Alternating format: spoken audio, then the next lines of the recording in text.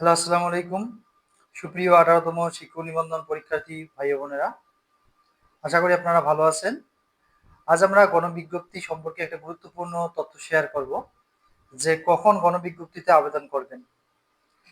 যাদের merit list অর্থাৎ merit list যেহেতু দেয়নি এখনো, আজকালের মধ্যে দিতে পারে এবং মেরিট লিস্ট দেবে, খুব শীঘ্রই মেরিট লিস্ট দেবে। প্রয়োজনে আপনাদের গণবিজ্ঞপ্তিতে আবেদনের সময় আরও বাড়ানো হবে।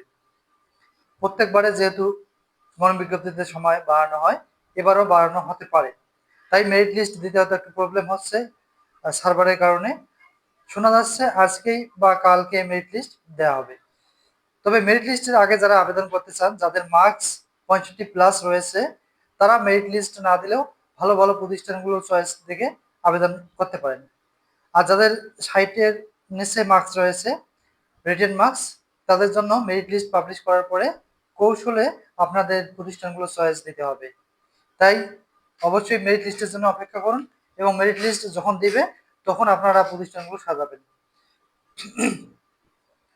যেহেতু গণবিজ্ঞপ্তিতে আবেদনের সময় লক্ষ্য করা যায় যে ভুল তথ্য, যেমন আমরা বলি মোবাইল নাম্বার, যেটা দেয়া হয় বাবা মার অথবা ভাই বোনের, এটি লক্ষ্য করবেন। মোবাইল নাম্বারটা আগে যেটা দিয়েছেন অ্যাপ্লিক্যান্ট কপিতে, এখন যেন মোবাইল নাম্বার আপনার নিজের এনআইডি দ্বারা ভেরিফাই করা হয় সেই নাম্বারটি দেবেন, কারণ এই মোবাইল নাম্বারের উপর ডিপেন্ডস করবে আপনার এমপিও প্লাস ব্যাংক অ্যাকাউন্ট। তাই নিজের মোবাইল নাম্বার দেওয়ার চেষ্টা করবেন এবং দিতে হবে। এর পাশাপাশি সকল বিষয়ে যখন আবেদন করবেন তখন কম্পিউটার অপারেটরের সঙ্গে আপনারা বসে থাকবেন এবং নিজে দেখবেন যে আসলে চয়েস লিস্ট ঠিক আছে কিনা। এর পাশাপাশি আপনার কোথাও কোনো বানান, নামের, এমনকি সার্টিফিকেটের, সিজিপিএ, জিপিএ এর ক্ষেত্রে কোনো ভুল থাকলে সেগুলো সংশোধন করে দেবেন এবং প্রয়োজনে একদিন ওগুলো প্রিন্ট করে বাড়িতে নিয়ে আসবেন। তারপরে ভালোভাবে চয়েসগুলো আবার দেখবেন।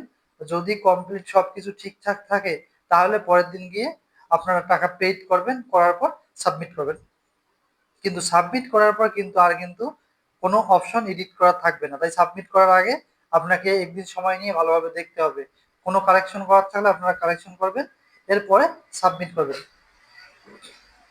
গত নিবন্ধনে দেখা যাচ্ছিল যে এমপিওতে আবেদনের জন্য পেইড কপিতে লেখছিল পেইড কপি বলতে কি, যখন আপনারা গণবিজ্ঞপ্তিতে আবেদন করবেন, আবেদন করার পর একটা আপনারা আনপেইড কপি পাবেন।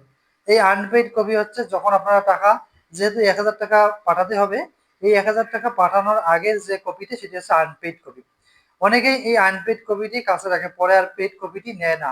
পরবর্তীকালে সেটা ডাউনলোড করাও অনেক সমস্যা হয় এবং এমপিওর ক্ষেত্রেও ঝামেলা সৃষ্টি হয়।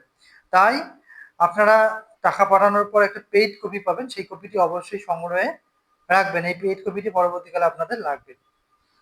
এবং যাদের সার্টিফিকেটে সামান্য একটু ভুল আছে, নাম বা যে কোনো কিছু, আপনারা এখনো সংশোধনের সুযোগ পাচ্ছেন। প্রয়োজনে এনটিআরসি অফিসে সরাসরি যোগাযোগ করে আপনারা সেখান থেকে সেটা কালেকশন করেন। পরবর্তীকালে এগুলো আসলে মানে কালেকশন করতে গেলে আপনাদের দেখা গেল এমপিও ফাইল পাঠাতে লেট হবে। একবার ফাইল পাঠাতে লেট হলে স্কুল কলেজের ক্ষেত্রে 2 মাস লেট, কারণ জোড়া মাস ছাড়া কখনো কিন্তু এমপিও ফাইল পাঠানো যায় না। আর মাদ্রাসার ক্ষেত্রে প্রত্যেক মাসে এমপিও ফাইল পাঠানো যায়।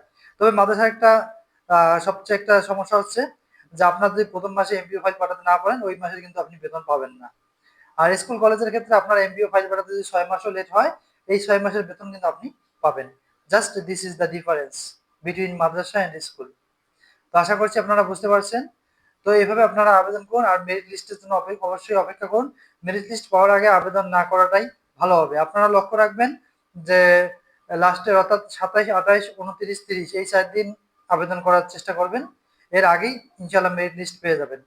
এরপরও আরো যদি কারো কোনো বিষয়ে জানার থাকে তাহলে অবশ্যই আমাদের কমেন্ট করবেন। ইনশাআল্লাহ আমি আনসার করার চেষ্টা করব।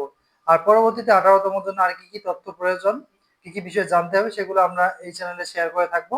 সেগুলো জানতে অবশ্যই আমাদের চ্যানেলটি সাবস্ক্রাইব করে পাশে থাকতে পারেন। সকলের জন্য শুভকামনা রইল। আসসালামু আলাইকুম।